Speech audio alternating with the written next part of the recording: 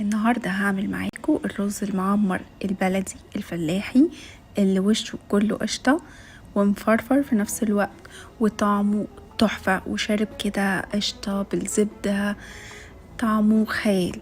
انا هسيب لكم كل المقادير والمكونات تحت الفيديو تقدروا تشوفوها. ما تنسوش تعملوا لايك وشير على قد ما تقدروا. يلا بينا ندخل على الطريقة على طول. هجيب رز غسلته كويس جدا وصفيته، وبعد كده هغطيه بلبن حليب وهسيبه منقوع في الحليب ساعتين 2. صدقوني الطريقة دي بتخلي الرز طعمه بجد حكاية وريحته بتقلب البيت فعلا. اهم حاجة امشي على الخطوات بالظبط هيظبط معاكي بطريقة فظيعة.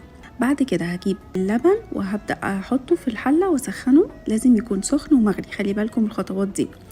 وبعد كده الطاجن هدخله فرن واسيبه يسخن كويس جدا، وبعد كده هنزل فيه السمنة وهدهنه كويس قوي بالسمنة، وهصفي الرز من الحليب بعد نقعته ساعتين.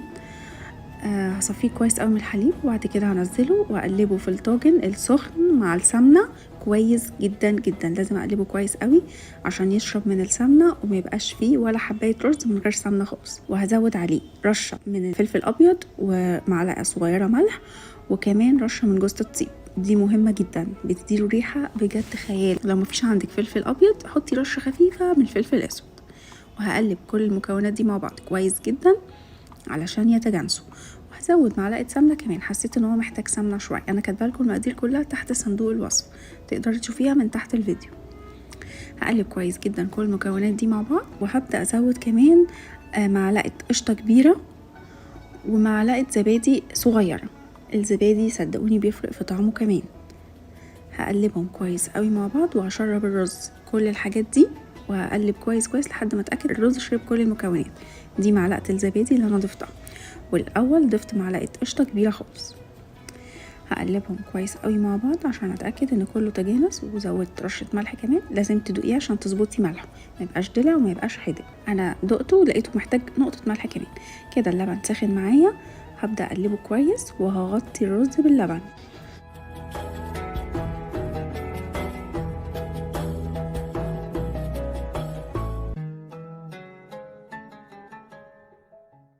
الحليب اعلى من الرز بعقلتين. هبدأ ازود القشطة على الوش، هغطيه كله بالقشطة وهدخله على فرن.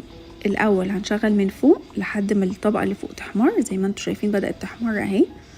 اول ما تحمر هنزلها تحت وهطفي فوق، وهعلي من تحت النار وهسيبها لحد ما تكمل سواها خالص.